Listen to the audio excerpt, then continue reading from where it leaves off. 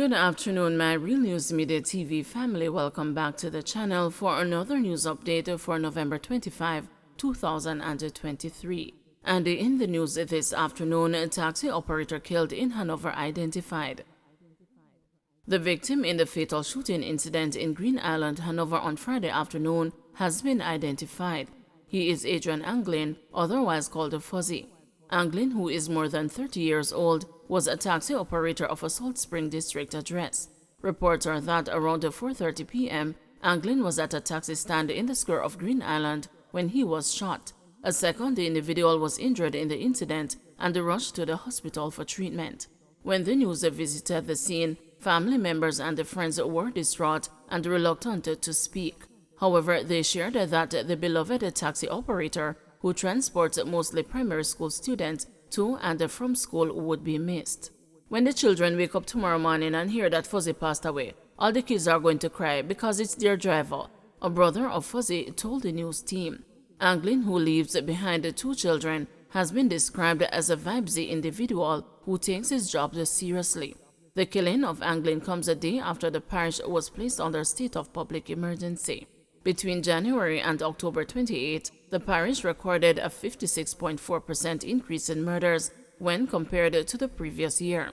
Some 61 people were killed this year in comparison to 39 the previous year. 37 arrested for extortion of PPV operators. The Transport Authority is reporting that 37 persons have so far been arrested in a crackdown on extortion in the public transportation sector. The arrests were made in Halfway Tree and the Crossroads in St. Andrew and in downtown Kingston under Operation Transportation Streamline. Operation Transportation Streamline was launched in October to combat extortion of public passenger vehicle operators across the country with officers from the Counterterrorism and Organized Crime, the Public Safety and the Traffic Enforcement Branch of the Jamaica Constabulary Force, and the Transport Authority. Minister of Transport Darrell Vaz has expressed his appreciation for the operation, which forms a part of his plan to curb indiscipline and create a transformation in the transportation sector. I am pleased with the effectiveness of the initiative so far. We will not continue to tolerate the kind of behavior and the practices that damage the image of the country's transportation sector and nullify the efforts of the regulators to protect law-abiding, honest earning citizens, said Vaz. This is just the tip to the iceberg. The operation will continue until the threat of criminal extortion to the public transportation sector is eliminated, he added. Son accused of beheading mother not fit to plead. The St. James Circuit Court heard on Friday that a fitness to plead report indicated that Shemoy Brown, the man who is accused of beheading his mother at their retirement St. James home last year October, is not fit to plead. Brown, 29, otherwise called Shem, was charged for the murder of 53-year-old Michelle Gail Brown. Gail Brown is suspected to have been attacked by her son, who is presumed to be mentally ill. Brown, who is represented by attorney-at-law Albert Morgan, was not present during Friday's proceedings. The court was informed that he is being held at the St. Catherine Adult Correctional Center. Morgan stated on the last occasion that when he spoke with his client, he spoke in a manner that could be understood. The attorney also said that Brown had expressed a desire to plead guilty to manslaughter. During Friday's proceedings, Brown expressed his belief that pleading guilty on the basis of diminished responsibility could potentially benefit his client's case. I am indicating to the court that I would wish to explore the possibility of Brown pleading guilty to manslaughter on the basis of diminished responsibility. I was requesting that we get forensic reports from 2 psychiatrists, Morgan said. The judge subsequently scheduled the case for mention on March 15, 2024, and remanded Brown in police custody. According to reports from the Granville Police, Gail Brown, who works as a caregiver, had not turned up for work on the morning of Monday, October 31, 2023, and the calls to her cell phone by her employer went unanswered. A report was made to the police later that afternoon, and the police team went to Gail Brown's house and discovered that the dwelling was locked. The police forced their way inside the house and found Gail Brown's headless body covered in blood with multiple chop wounds and wrapped in a sheet. Both her arms were partially severed. Her head was later found wrapped in a towel inside the kitchen. Detectives theorized that Gail Brown may have been attacked and killed at any point between Sunday evening and Monday afternoon. Brown was taken into custody after surrendering to the police. Information Commissioner warns of fake online registration website. As the country prepares for the full implementation of the Landmark Data Protection Act 2020 on December 1, there is a warning about a fake online registration website. The Office of the Information Commissioner, which is the regulatory authority under the Act, has revealed that it recently received information about a website purporting to accept online application for registration as a data controller under the Act. But the office is advising that registration will begin on Friday, December 1 via an online application on its official website. Information Commissioner Celia Barclay says details on how to register as a data controller will be published in the local newspapers and on its website in short order. Businesses or individuals who process people's personal data for certain purposes are considered data controllers and will be required to register with the Office of the Information Commissioner.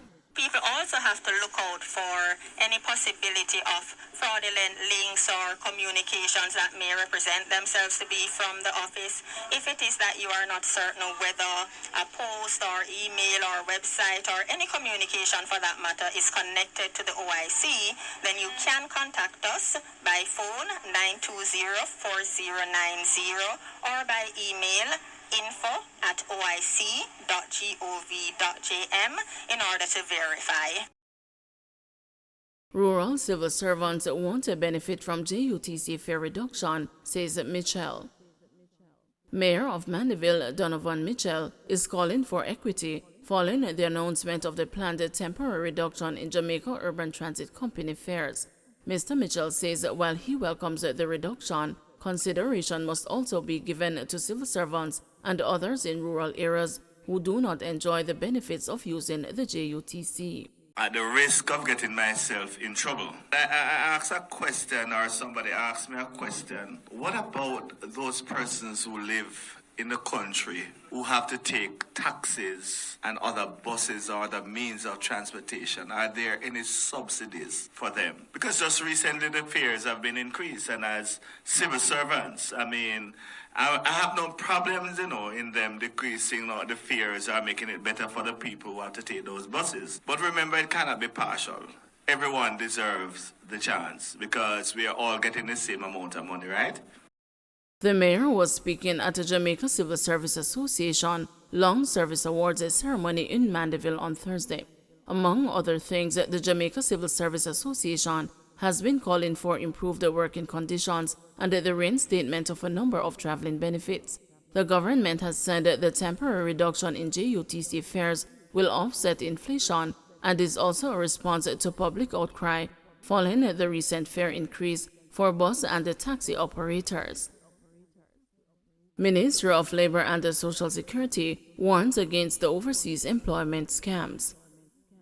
In a stance against the fraudulent overseas employment schemes on social media, Minister of Labor and Social Security, Pernell Charles Jr., has urged the public to be on alert for these scams.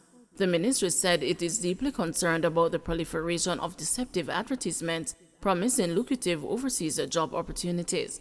It is critical for citizens to exercise utmost caution and vigilance when encountering such offers on social media platforms, it added, as it unequivocally disassociates itself from these deceptive advertisements. One such fraudulent advertisement invites unsuspecting applicants to send their information to the email address jpwinstonmasters.h2b@gmail.com. The ministry wants to make it abundantly clear that this entity is operating illegally, preying on the hopes and aspirations of job seekers. Additionally, the authorized use of the ministry's logo in these advertisements is an act of fraudulence. The ministry categorically states that it is not engaged in any recruitment for the overseas employment programs at this time, the minister said in a statement on Friday.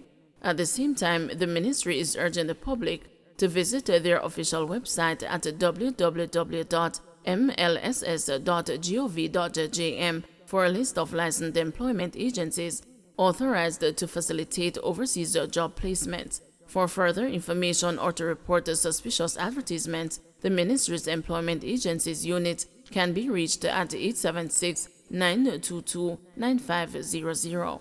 The Ministry is also advising individuals who suspect they have fallen victim to scams to promptly contact the unit or report the matter to the Jamaica Constabulary Forces Fraud Squad. The Ministry underscored that any entity intending to engage in the recruitment of workers in Jamaica, whether for local or overseas placements, must be licensed in compliance with the Employment Agencies Act. It is imperative for anyone operating without a valid license to immediately cease their operations and take steps to regularize their activities. The Ministry maintains a zero-tolerance approach to employment scamming and will take decisive action against the violators. Anyone found operating in breach of these regulations may be subject to a fine of $1 million and/or imprisonment for up to 12 months upon conviction. The Ministry of Labor and Social Security remains committed to safeguarding the interest of Jamaican job seekers and ensuring the integrity of overseas employment opportunities. We urge the public to remain vigilant, exercise due diligence, and report any suspicious activities promptly, the Ministry said.